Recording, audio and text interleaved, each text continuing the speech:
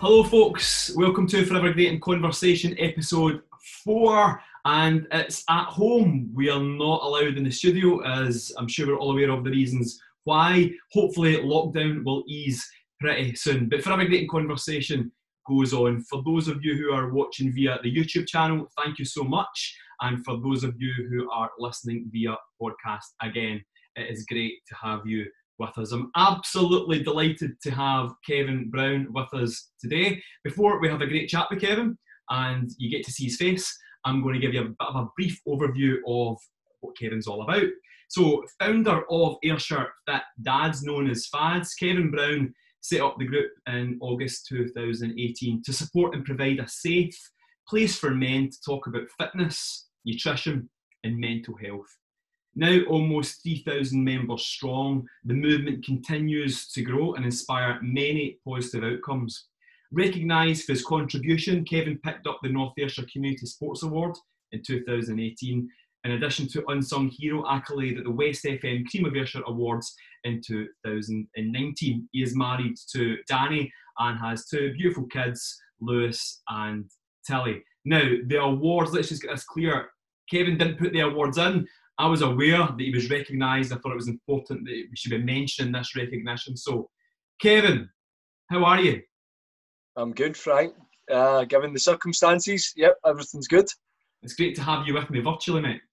Yes, finally we were able to get this done. It feels like it's been a while. I've kept you waiting and you've waited, which I'm glad to finally be with you. Well, listen, it's absolutely brilliant to have you. Thank you very much for being part of this. So before we get into the chat around fads and where it all came from, Kevin, share with us, how are you coping under the lockdown? I mean, what's this, week 8 now? Lockdowns, I feel like I've adjusted pretty well as a family. We've done better than others. My wife was working from home. I'm still attending work. The wee ones here with us were attempting to be teachers, maybe not so well at that part. But overall, we're doing okay, Frank.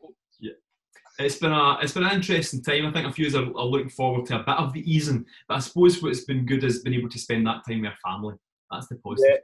Yeah. Without a doubt, that's been fantastic. I might add, I'm on my second lockdown haircut, so I did have thick curly hair, but that's gone. That was a casualty of lockdown.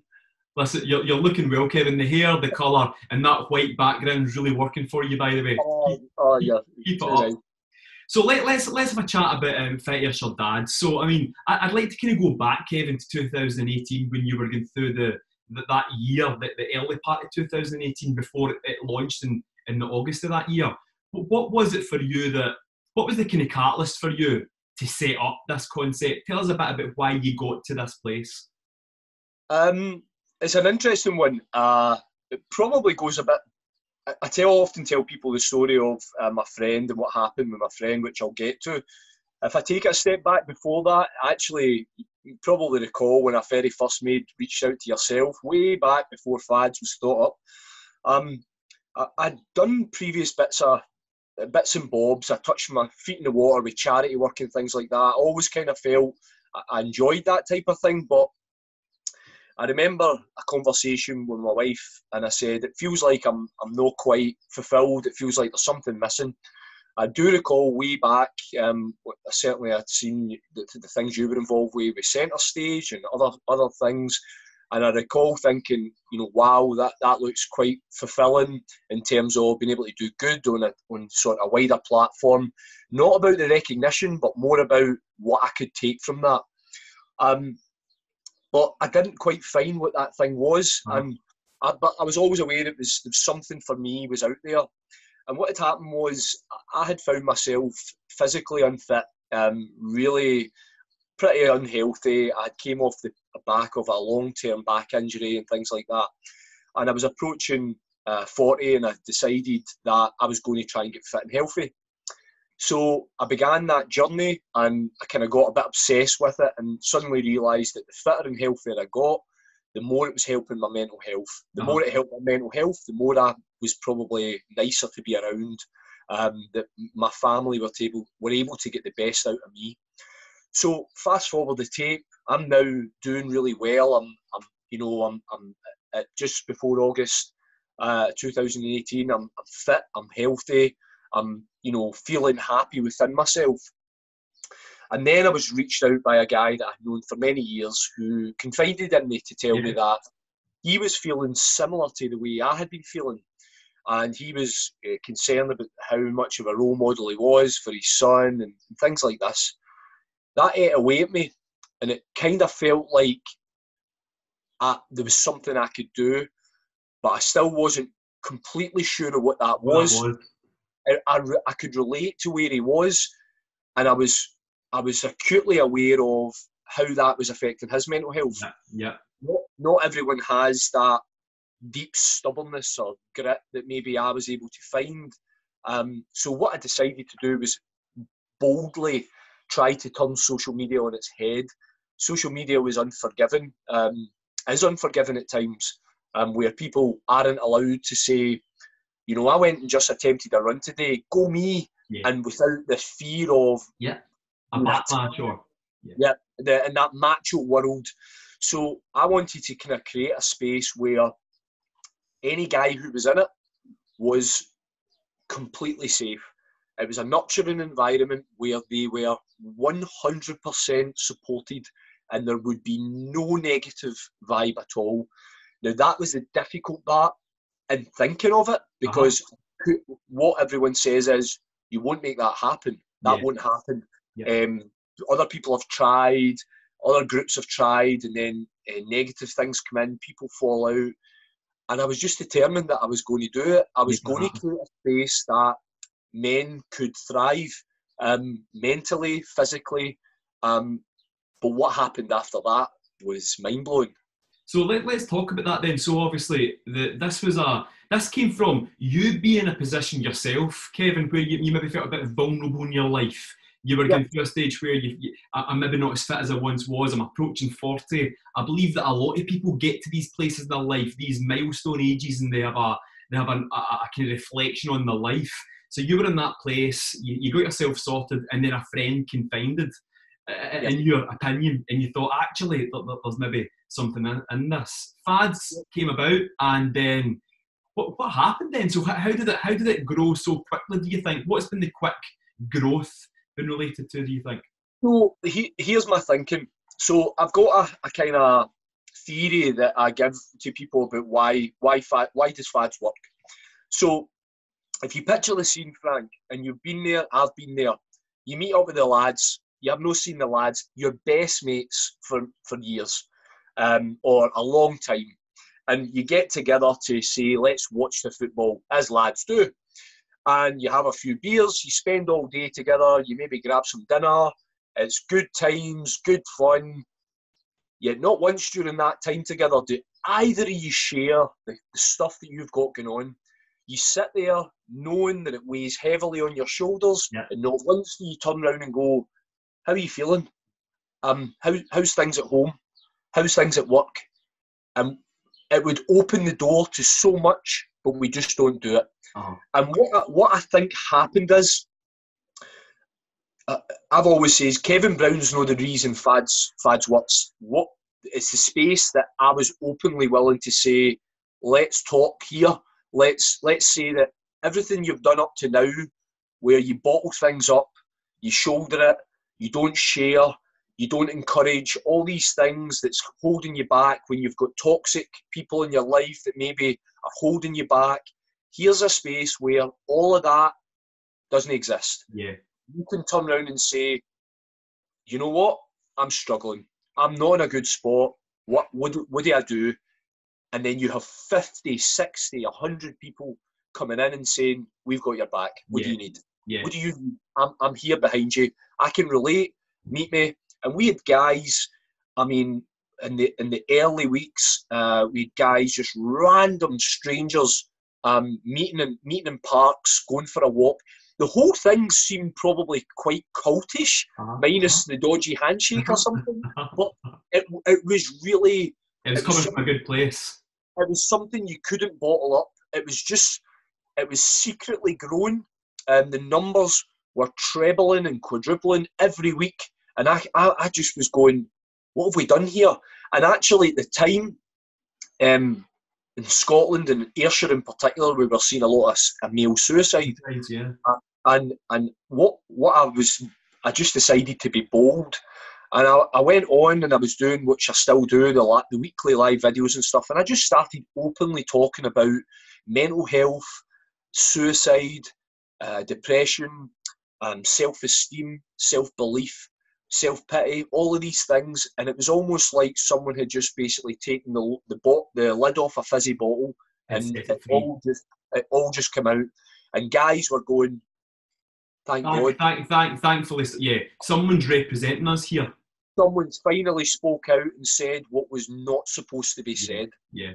And Kevin, this is what I love about you do. And I was delighted when we could get this conversation started, because for me, what I think you've provided for men is a community and environment where they can come, and maybe as men we've been looking for that thing for so long, but we've never had anyone that's actually decided to take that step and do it. And you have, and thankfully you have, because this 3,000 strong community now, I'd imagine you've helped a lot of guys and they may have also helped inspire you at times as well, when you're sitting there thinking, I need to do another post, I need to be creative, what's next for me? How do you cope with that side of it with content? Because you're constantly having to, this is a big key part of your life now. How do you deal with that battle of looking after it's not a battle, but looking after yourself, but also making sure you're looking after this growing community? No, it's a brilliant one. Often people go, how do you do this? You work full time. How you've got the wife and you've got the wee one. How are you doing this? And I guess it's a couple of things in it. So first thing was I gave up the other hobbies that I used to have. So playing bowls, going to the football, doing all these things that were enjoyable, but they weren't giving me a sense of purpose and a sense of direction. Yeah. Most importantly, I had the backing of my wife. My wife, fit as her dad wouldn't be without Danielle Brown. That's a fact, because without her belief and backing, I would possibly at times when, am I getting this right? Yeah. Is it okay to sacrifice time here? So what I tried to do was give up the things in life that really I was wasting time on and prioritise time to the things that mattered. So prioritise my time at work. There's a thing that we talk about, the trifecta in FAD. So it's career, health, which is health and fitness and relationships. And if you're all in your fitness, then you might wonder, why is my relationship suffering? Yeah. And if you're all in your career, you might wonder, why is my health fitness slipping? So I try to adopt a kind of balance between them, so that the most important things and people were able to get my time. But the second part to this is why FADS works is having like-minded people around me to support me in it. So we've got a key group of men that make up the admin team, and you think to yourself, why it's a Facebook group, and and why would you need all that thing? But what it does is it allows me to focus on the content that I'm giving to the guys in their lives. We've got basically, these guys have become my friends, my confidants. They're able to help me with making sure that the admin runs well, everything, and they're all fads, and each one of them, they're aware of the culture and the core. They're aware of how you set it up. That they've been there to get it. They're so aligned to the values. So we talk about the small wins. If we see a guy, there was a period of time when just after the new year we felt, was the momentum slipping? When in actual fact the momentum wasn't slipping. We had just possibly looked for that year one success, when actually year two success, which we're in just now, was right there every single day, with guys saying, I've just been out and did my longest walk ever. I've ate healthy meals all week.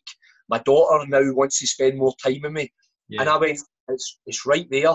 It's tangible. It's real. What we've done is, what we're actually not realised, we've created leaders. These guys now don't need to follow Kevin. I'm following them. They became leaders, and the small wins are huge wins. Yeah. Yeah, you get the fans, the page, the community, that sense of being together was giving these guys strength and that whole kind of backbone to say, look, go for it. That walk's a big thing for you, and we will be there to support you and give you that credit.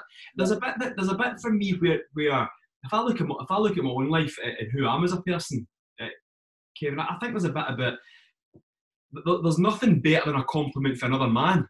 And I don't think men, and I don't mean that, by the way, in any sexual desire, in case people are thinking that.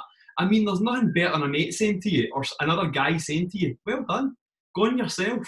And I don't think men have done enough of that. If I think of growing up in the 80s and the 90s and things, being tactile. The only time I was tactile with guys and things was if I was playing a game of football, and it was if you scored.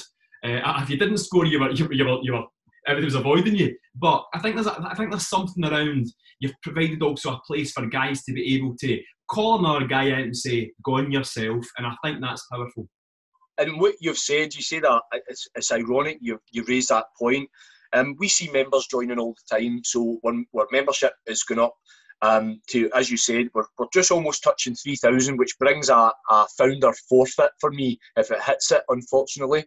But when it hits it, it's because of the new members that continue to flock to us. And one of the things I noticed today, a lot of these guys will add me on social media and stuff like that, which I'm totally embrace. I've got nothing.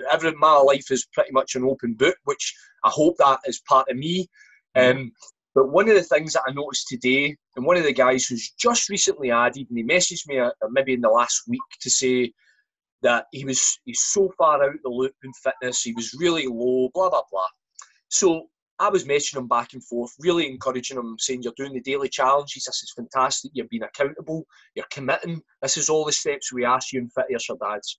So I sees that he does a beautiful post today. He's doing 25 push-ups a day to raise awareness for PTSD and anxiety, and he puts it on his own page. And what do I read in the comments? All his friends belittling him, bringing him down, telling him that he's not doing it right. And I couldn't help but just be reminded, this is why I made fads. Yeah. Because these guys, deep down, see if they look at what he's doing and why he's doing it, all they should have to say is well done. Well done. Oh, brilliant. And these are friends. Why do they need to do that? Why can they not see the impact their words have on another human being are huge? And listen, I'm with with my friend tonight, we can have that banter. That banter's okay, but why can that be the only thing that we do all the time? Yeah, and I think what you've done though is you've created this your community. You've created this space where you're encouraging guys to be that wee bit more vulnerable, but actually remember, we've got your back here. Put yourself on here doing something, we'll support you. You need to talk to someone, we'll support you. Yeah, this whole macho thing, you mentioned macho earlier, the word macho. I would like to think that as guys, we're always going over these males, these red-blooded males, but actually we've got hearts, man, we've got souls. Being kind, showing love, showing compassion doesn't mean to say that you're not a man and that you've not got male testosterone running through you. And I think it's getting that balance, isn't it? It's just being comfortable in your own skin. Yeah, and it's something in, and it's as cheesy as it gets, but you should build people up rather than tear them down. Yeah. See if you build them up, and what I see, and this is one of my proudest things when I watch on fads, I can sit back over the course of a week and just read things and watch. And what's beautiful about the page is, and again, I know you're in there, Frank, and you've told me before you just feel inspired by some of the guys. I watch and I read and I go, we're building these guys. What I always say, the resilience. We're building the resilience up. Yeah. See that when they get one of life's curveballs, which we all get, they can cope with that a lot better than what they would have, because they're now used to people building them up and building the resilience so that they're stronger, believe in themselves, and also we talk about in Fit Ayrshire Dads, we've turned guys off the couch to marathon runners. We've turned guys who couldn't swim. And I'm glad you mentioned this, Kevin, because that was actually my next question around what are some of the successes? So we're aware of what it is that you do, we're aware of how you set it up, and Yep. we're aware the community is growing. So share briefly, elaborate on some of the successes that you've seen. So somebody that's been a swimmer, someone's becoming a marathon runner. These are big achievements for people. Well, what I wanted to happen was I wanted to give people a sense of achievement. So I'm a great believer in the more you give people a sense of success, the more you build them up to believe that they can achieve more. Yeah. So what we often see is when the guys first start and maybe we've ran numerous Couch to 5K programs and things like this, and the guys say, you know, we've got actually one of the, I'll use him because he wouldn't mind me saying it. So Keith, one of the admin guys, when I first met him, you know, he was doing it, Eglinton Park Run, you know, done a run a few times, and he said to me, just so you know, I can't run 10K. And I go, and I said, sorry, you can't run 10K. I absolutely no way, that's not for me. So he says, okay. So we showed up down at Vanilla Joe's, which was obviously a suitable location for starting the run. It certainly was good for ending our runs. Yeah, I was going to say. And so that was a kind of unwritten rule that ice cream followed.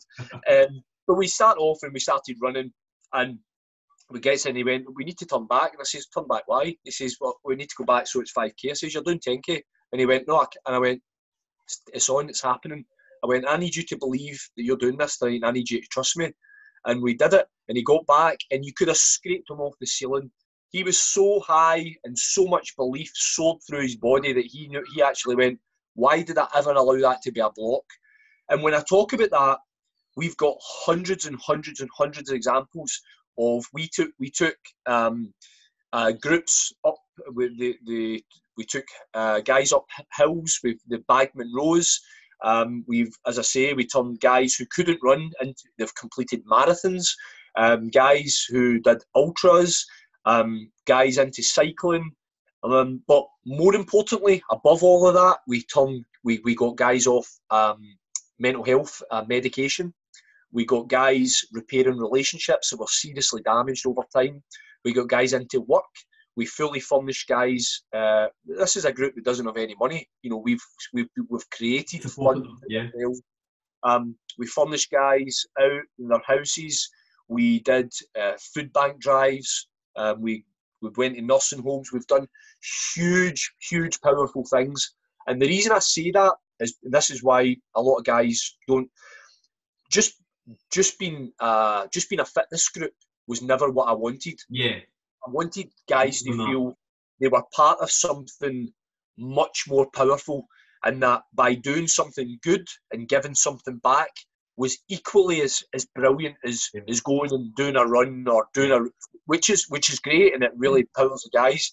But the success stories of the group from it started to now is beyond anything that MD could dream of. And you did put in the narrative, the bio, your story that you sent across to me, and I like this extract where it was about the men just embraced it, and suddenly the vision was alive. And then the other thing that I really liked was that this whole feel part of something, that they matter.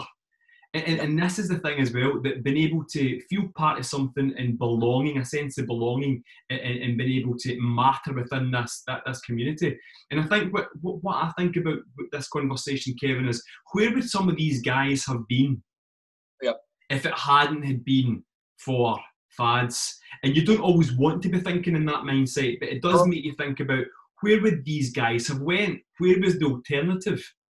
Where's the alternative out there? You touch on as well in terms of medication, that there is a perception that when people are feeling low, feeling down, they go to a doctor, they're given a tablet, they go home, they feel the same, they feel better, but does a lifestyle change? Maybe not. Whereas what I love about your process or your mindset is you encourage wellness, you encourage to get out, you encourage to go for walks, you encourage to get up that mountain, and there may be some battles, and there may be some people thinking, is that for me right now? But they will eventually get there if they want it to happen. Yeah, and again, absolutely brilliant points you're making. One of the things that we use as an absolute starting point is a thing that we created called Walk and Talk. So we created a weekly group that's, again, it was pushed by another admin, Robert, and he does it beautifully. You know, basically, guys are told to show up, no pressure, they don't need to talk. They can just listen, But if they want to talk, they will be listened to. They will be valued. And the walk and talks before this current situation were incredibly successful. And one of the things that's interesting, you talk about where would some of these guys have been. So there's two things that I think about and again, both conversations have happened this week, and I think it's because Mental Health Awareness Week. I've been doing a post every day around Mental Health Awareness Week, and the first one came 2 days ago from one of our members, Jamie, who basically shared, he sent me a screenshot, and it's a family group chat, which is very private, and I was very kind of humbled that he took that to share that with me. That was basically saying from his parents and etc. that, that if he hadn't found fads, they were, basically worried he wouldn't have been there, and that fads is completely transformed his life. Now, there's an element that's true, but the real truth of the matter is he changed his life. He did. We just helped him believe he could do it. Yeah. He did it all, and this is what I'm always trying to say. It's not about me. It's about the guys. Yeah. It's about them opening something up here to say, I've got more to give, and I matter to someone, and I'm not ready to give up. And then the other conversation which happened this morning was with myself and Robert.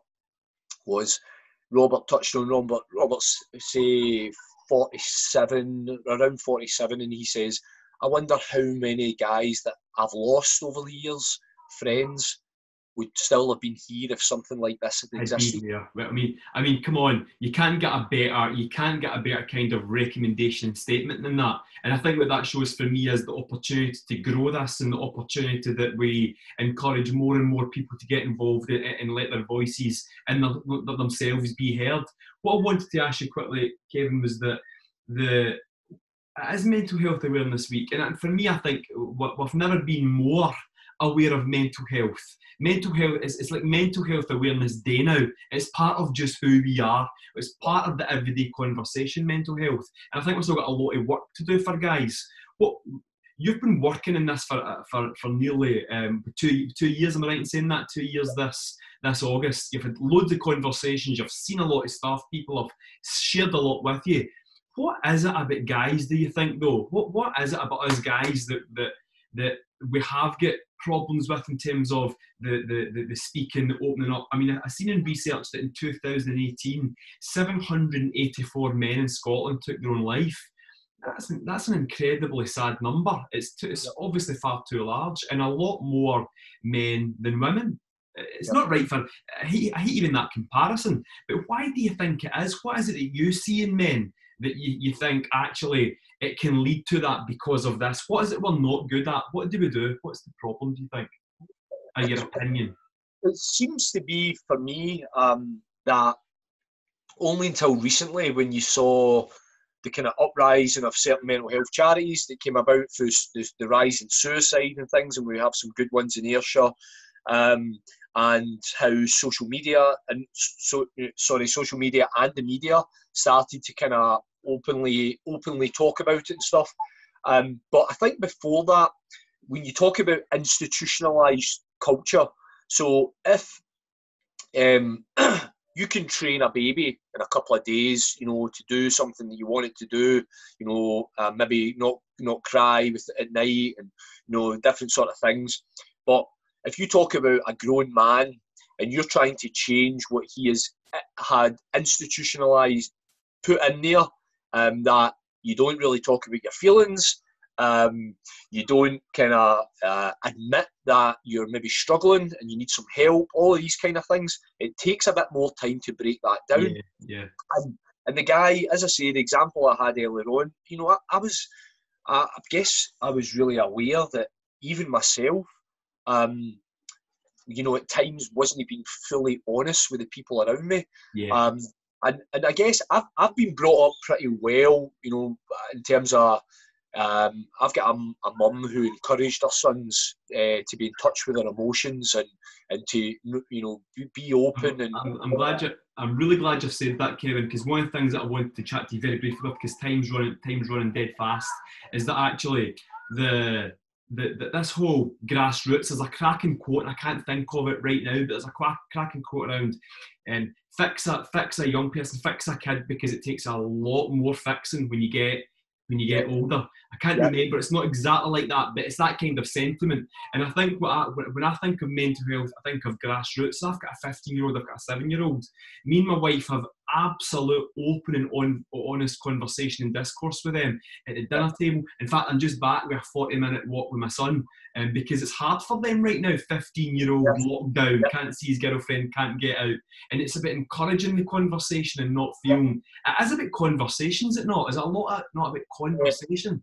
Absolutely, and you're on the money. And I guess my idea is, if I can create a mentality where even 1,000 out of 3,000 men, where they openly now seek out to check in on people, they openly are able to talk about their feelings, and then they start to take that and spread their wings elsewhere.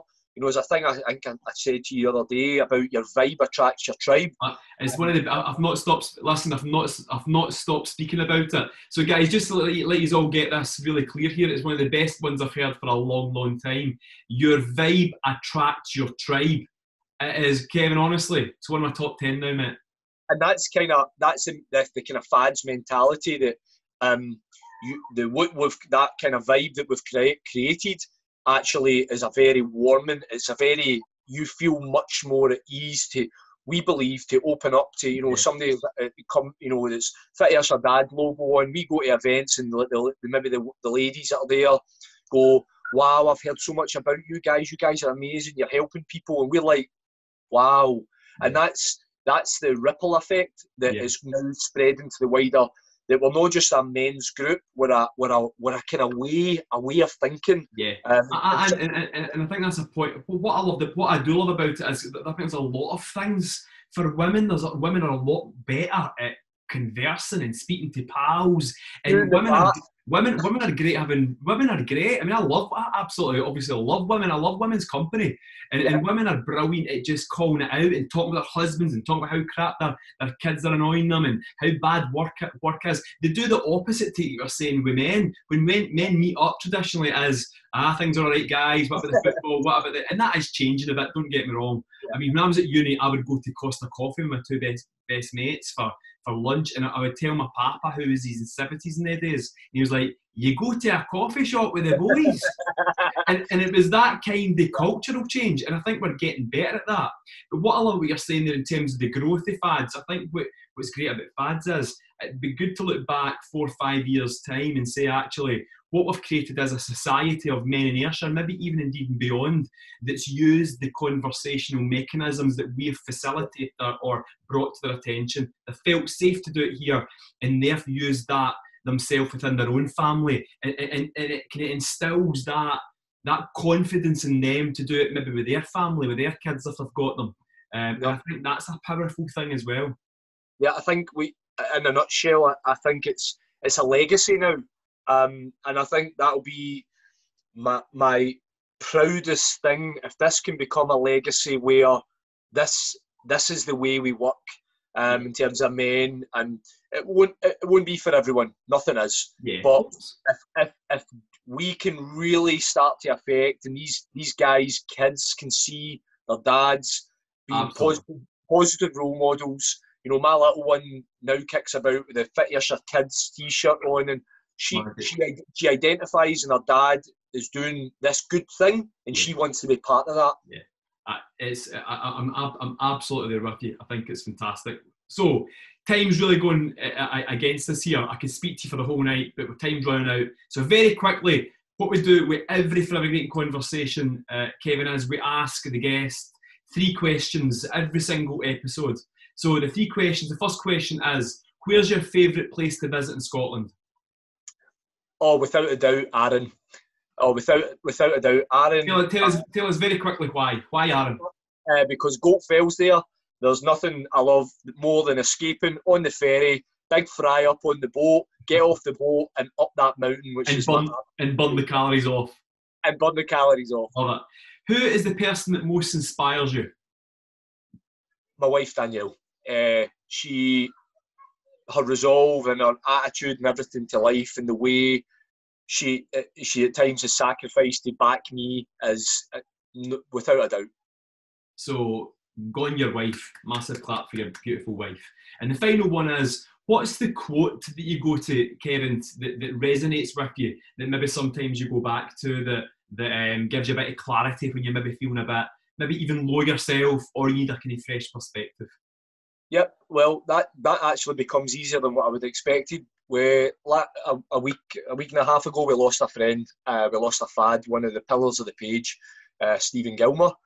And his quote, which is now my quote, was, "Life's a gift, seize the day." And it's beautiful. It reminds me of him. It reminds me of what Fit Ayrshire Dads is about. And you know, he had it in a nutshell. Listen, what a beautiful way to finish with a quote like that. Condolences, obviously, to Stephen's family, but what a beautiful thing that you've captured from Stephen. So a lovely quote to finish with. What I suppose how I'm going to sum this up, Kevin, is you mentioned something, and we've had it through a conversation and through the written stuff that you sent me, and you talk about, ultimately, I'm just a local lad who wants to make a difference.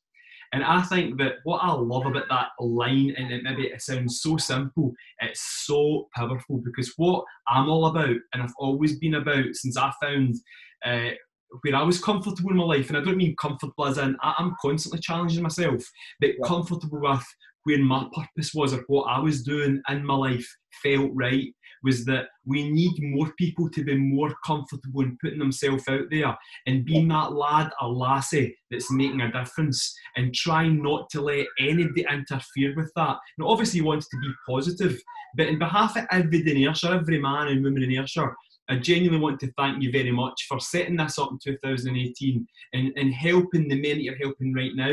And I know you'll help a lot more men and other people in the community through this real positive group that you've set up called FADS. Thank you so much indeed for what you've done. Thanks very much, Frank. That was good. Yeah, appreciate that. Look after yourself. Of course, and you. Tell all the guys we say hello. I will. And folks, that's it for Forever Getting Conversation with Kevin Brown. I hope you enjoyed the conversation as much as I did. We could go on and on and on, but enjoy the podcast, enjoy the Forever Getting Conversation on YouTube. Please get sharing as well. And it is Mental Health Awareness this week, so look out for each other. Be kind, give somebody a virtual high five and check in, and look after yourself. Until next time, take care. Well done!